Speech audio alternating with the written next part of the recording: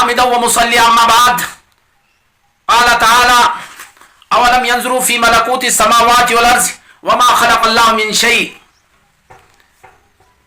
معزز سامعین، ہم نے کل 20 دسمبر ایک جو مناظرہ ہوا دلی میں، جس میں ایک معروف اور معزز عالم دین مفتی شمائل ندوی، متزل العالیہ، اور ایک وقت کا ملحد، خدا کا باغی اور ایک طاغوت جاوید اختر کے درمیان یہ مناظرہ ہوا ہے، اور جس کو لاکھوں نہیں کروڑوں افراد نے لائیو شکل میں دیکھا اور دیکھ رہے ہیں.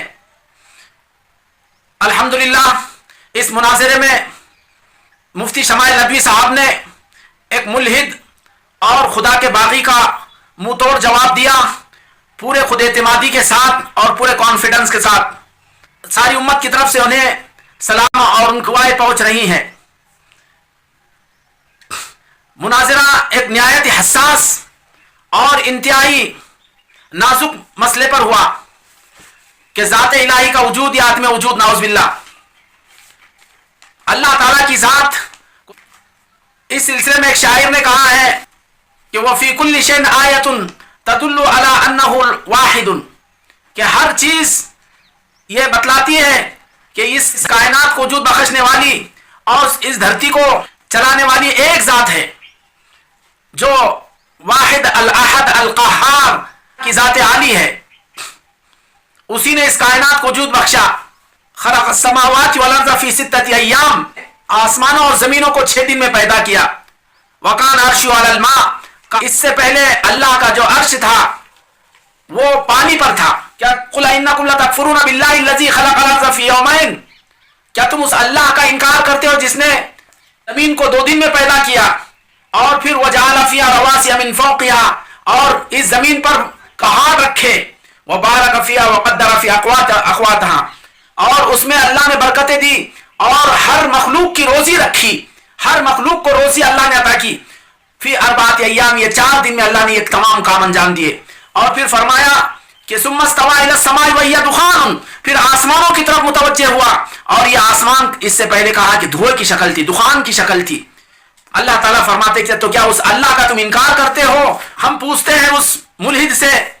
اللہ تعالیٰ کہتا ہے الم نجعل الارض مہادا، کیا زمین کو ہم نے بچھونا نہیں بنایا، والجبال اوتادا، اور پہاڑوں کو میغ کی شکل دی، اور وخلقناکم ازواجا، اور ایک طرف مرد رکھے ایک طرف عورتیں بنائیں، وجعلنا نومکم سباتا، اور تمہاری نیند کو تمہارے تھکن کے دور کرنے کا ذریعہ بنایا، وجعلنا اللیل لباسا، رات کو اندھیری شکل میں پیدا کر کے لباس کی صورت بنائی، وجعلنا النہار معاشا، اور دن کو کہاں کے روشن بنایا تاکہ اس میں معاش حاصل کر سکے، روزی حاصل کر سکے، وبنینا فوقکم سبعا شدادا، 7 آسمان بنائے، وجعلنا سراجا وہاجا، اور سورج کی شکل میں اس میں ایک چمکدار چراغ بنایا، انزلنا من الموسرات ماء ثجاجا، بادلوں سے جھڑی کی شکل میں بارش برسائیں، لنخرج به حبا ونباتا، تاکہ اس کے ذریعے سے دانے اگائے اور اس کے ذریعے سے نباتات کو اگائے، وجنات الفافا، اور کے گھنے باغات اگائے. تو بتلائیے یہ تمام چیز، ان تمام چیزوں کا اگر وجود ہے، ان کو وجود میں لانے والی ذات آخر کون ہے؟ اس کو وجود بخشنے والی ذات کون ہے؟ ظاہر ہے کہ وہ ذات خالق اور مالک، اور وہ ذات اللہ کی ذات ہے، وہ خدا کی وحدہ لا شریک لہ کی ذات ہے. تو جو اس کا انکار کرتا ہے گویا وہ اپنی ذات کا انکار کرتا ہے، وہ آسمان کا انکار کرتا ہے، وہ زمین کا انکار کرتا ہے، وہ اس دھرتی کے تمام انتظامات کا انکار کرتا ہے، آسمان میں طلوع ہونے والے سورج اور چاند کا انکار کرتا ہے، اور آسمانوں میں ٹمٹماتے ہوئے ستاروں کا گویا وہ انکار کرتا ہے. کہ جو لوگ اس کا انکار کرتے ہیں وہ ان حقائق کا انکار کرتے ہیں کہ اللہ نے ایک طرف کائنات میں غور کرنے کا حکم دیا کہ عرش اور فرش میں، زمین اور آسمانوں میں اور پہاڑوں میں اور ان چیزوں میں غور کرے، اور ساتھ ہی ساتھ اللہ نے یہ کہا کہ وَفِي أَنفُسِكُمْ أَفَلَا تُبْصِرُونَ، خود اپنی ذات میں غور کر لو کہ اللہ نے تمہیں کیسا بنایا، کیسے تم کو وجود بخشا. نخلقکم من ماء مہین، کیا تم کو ہم نے ایک حقیر پانی کے بوند سے نہیں بنایا؟ مادر رحم میں جو ایک معمولی سا پانی کا بوند پہنچتا ہے جس کو ہم نطفے کی شکل کہتے ہیں، جب یہ مادر رحم میں پہنچتا ہے تو وہ ایک نقطے کی شکل ہوتی ہے. اس نقطے کو کس نے لوتھڑے کی شکل دی، اس نقطے کو کس نے ہڈیوں کی شکل دی، اس لوتھڑے کو پورے جسم کی شکل دی، اور پھر اس سے سر بنایا، اس سے آنکھیں بنائی، اس سے دماغ بنایا، اس سے منہ بنایا، اس سے کان بنائے، اس سے ہاتھ بنائے، اور اس سے چلنے والے پیر بنائے، اور انسان کے اندر یہ تمام صلاحیتیں رکھی۔ کوئی دنیا کا انسان چاہے وہ کتنا طاقتور سے طاقتور ہو، چاہے وہ کتنا ہی ہوشیار ہو، کتنا ہی وہ ذی عقل ہو، چاہے وہ کتنا ہی دانا ہو، وہ یہ دعویٰ نہیں کر سکتا کہ یہ سب میں نے کیا یا پھر میں خود وجود میں آیا۔ دنیا کا ہر انسان چاہے وہ جاوید اختر ناصر جیسا ملحد ہو یا پھر کوئی ہوشیار اور دانا ہو، وہ یہ دعویٰ نہیں کر سکتا کہ میں اپنے طور پر خود بن گیا، یا پھر مجھ کو میرے ماں باپ نے بنایا، یا مجھ کو میرے فلاں چنا نے بنایا، یا فلاں فیکٹری نے بنائی، یا فلاں کمپنی نے مجھے وجود بخشا۔ فی ظلمات ثلاث، تین اندھیریوں کے اندر اللہ تعالیٰ نے انسان کو وجود بخشا۔ کیسا وجود بخشا کہ اس کے کان الگ، اس کے ناک الگ، اس کی آنکھیں الگ، اس کے دانت الگ، اس کی زبان الگ، اس کا جسم کا ہر حصہ الگ، اور پھر اس کے اندر کیسی کیسی صلاحیتیں رکھی۔ انسان اپنے کان کے سلسلے میں غور کرے، جس کا درمیانی حصہ تقریباً 4000 باریک گتھی ہوئی کمانوں پر مشتمل ہے، اور جو حجم کے اعتبار سے بہت عمدہ اور ایک دوسرے سے مربوط ہیں۔ یہ اپنی بناوٹ میں موسیقی کے آلات کی کمانوں سے مشابہ معلوم ہوتی ہے۔ انہیں واضح طور پر اس مقصد کے لیے بنایا کہ ہر طرح کی آواز و شور کو بجلی کی کڑک سے لے کر درختوں کی سرسراہٹ اور دلکش و خوش آئند نغموں تک ہر ایک کو اس کی اصل شکل میں دماغ تک منتقل کرے۔ تو یہ کس نے بنایا؟ یہ کان جس کی یہ شکل ہے۔ ایسے ہی آنکھ کے سلسلے میں کہا کہ آنکھ میں دیکھنے کے حادثے کا مرکز ہے، روشنی کو اخذ کرنے والے 13 کروڑ پردے رکھے، اس کی حفاظت کے لیے پلکوں والے پپوٹے لگائیں، اور انہیں دن رات آنکھوں کی حفاظت پر مامور کر کیا۔ انہیں کچھ اس طرح بنایا کہ جن کی غیر ارادی حرکت گرد و غبار اور اجنبی چیزوں کو آنکھ میں پڑنے سے روکتی رہے، اور اسی طرح اس کی وجہ سے آنکھ کا پانی خشک ہونے سے محفوظ رہے۔ آنسوں کی شکل میں سیاہ مادے کو آنکھوں کی صفائی کا سب سے طاقتور ذریعہ بنایا، کہ زبان کو چکھنے کا آلہ بنایا۔ زبان بہت سے چکھنے والے خلیوں کے ذریعے جو زبان کے لعاب دار پردے کی گنٹھیوں میں ہوتے ہیں اپنا کام کرتی ہے۔ انہیں زبان کو نگلنے اور چکھنے والے پٹھوں کی شاخوں سے غذا پہنچائی، اور انہیں اس طرح بنایا کہ کھاتے وقت وہ متاثر ہو کر اثرات کو دماغ تک منتقل کرے۔ یہ نظام منہ کے ابتدائی حصے میں رکھا تاکہ جس چیز میں ضرر محسوس ہو اسے تھوکنا ممکن ہو۔ اسی حصے سے تلخی، شیرینی، سردی، گرمی، ترشی اور نمکینی اور سوزش وغیرہ کا احساس ہوتا ہے۔ تو اندازہ لگائیے کہ انسان کو اللہ نے بنایا اور اس کے اندر یہ کیسی کیسی خصوصیات اللہ نے رکھی۔ تو یہ تمام چیزیں اس خالق اور مالک اور اس پالنہار کے وجود کو بتلاتی ہے۔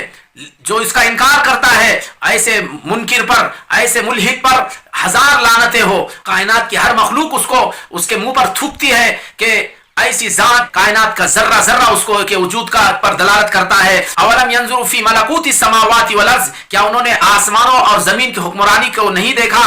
وما خلق اللہ من شیء، اور اللہ نے جو بھی پیدا کیا، ایک انسان اس کے پورا جسم لے لیجئے، اور پھر پورے جسم کا بوٹی بوٹی نہیں، اس کے جسم کا جز جز نہیں، اس کے جسم کا ایک ایک رواں، کس نے اس کو یہ حرکت دی، کس نے اس کو اس طرح منجمد کیا، کس نے ان کو یہ شکل صورت بنائی۔ دنیا کا کوئی بڑے سے بڑا انسان ہے، اس کے اندر یہ منتشر اجزاء کو کس نے ایک جگہ جمع کیا، پھر اس کے اندر پورے جسم کے جز جز تک خون سپلائی کون کرتا ہے، اور اس کے جسم کو جو غذا چاہیے وہ غذا کون پہنچاتا ہے، دماغ کو جو غذا چاہیے وہ کون پہنچاتا ہے، آنکھ کو جو غذا چاہیے اس کو کون پہنچاتا ہے، ایسے بالوں کے لیے غذا چاہیے، بلکہ جسم کے روئے روئے کو غذا چاہیے، اس جسم کے اس روئے روئے تک انسان غذا کون پہنچاتا ہے۔ اگر جسم کے ایک چھوٹے سے حصے پر بھی اگر اس کی غذا نہ ملے تو وہاں وہ حصہ خشک ہو جائے اور اس جگہ کے بال جھڑنے لگے اور وہ چمڑی سوکھ جائے، یہ کیفیت ہے۔ ایک جسم کو اگر لے لیجئے کہ پورے جسم کے ہر جز تک صاحب جسم جس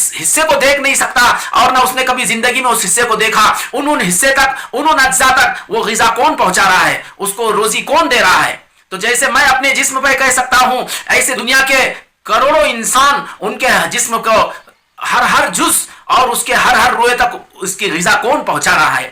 ایسے ہی ایک انسان ہے، باقی دیگر تمام مخلوقات، خشکی میں پر رہنے والی مخلوقات، سمندر کے گہرائیوں میں رہنے والی مخلوقات، جنگلوں میں اور بیابانوں میں رہنے والی مخلوقات، الغرض جو مخلوقات بھی جہاں رہ رہی ہے، اس کو کون غذا پہنچا رہا ہے, ان کو کون غذا دے رہا ہے؟ ظاہر ہے کہ وہ ایک ذات ہے, وہ خالق اور مالک کی ذات ہے, وہ اللہ تعالیٰ کی ذات ہے. تو یہ کائنات کا ذرہ ذرہ اس اللہ کی وجود کو بتلاتا ہے. اس کائنات کو چلانے والی ذات وہ اللہ کی ذات ہے. اور پھر جو اس پر جو انکار کرتا ہے وہ دیوانہ ہے, وہ مخبوط الحواس ہے, کہ وہ اگر اللہ کی ذات کا انکار کرتا ہے تو تجھے پہلے وجود کا انکار کرنا چاہیے. یہ دھڑکتی ہوئی دنیا اور یہ حرکت کرتی ہوئی کائنات کا انکار کرنا چاہیے. جو اگر خدا کا انکار کرتا ہے تو وہ ان تمام چیزوں کا پہلے انکار کرے, پھر اللہ تعالیٰ کا انکار کرے. اللہ تعالیٰ الانسان حین من الدہر لم یکن شیء مذکورا, کیا انسان پر ایک زمانہ ایسا نہیں آیا کہ جس کا کہیں وجود نہیں تھا, اس کا کہیں نام نشان نہیں تھا, دنیا میں اس کا کوئی جاننے والا نہیں تھا.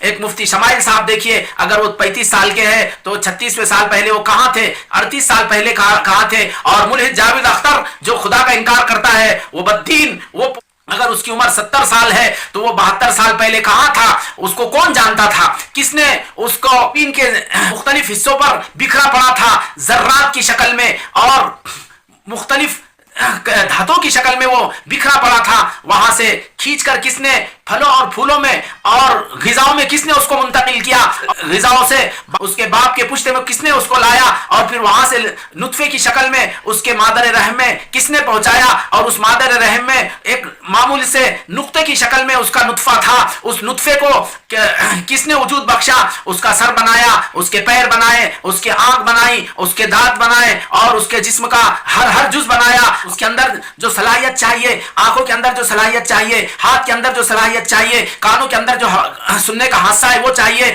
زبان کے اندر بولنے کی صلاحیت, اور ایسے ہی جسم کے ہر جز میں جو صلاحیت چاہیے وہ صلاحیت کس نے رکھی؟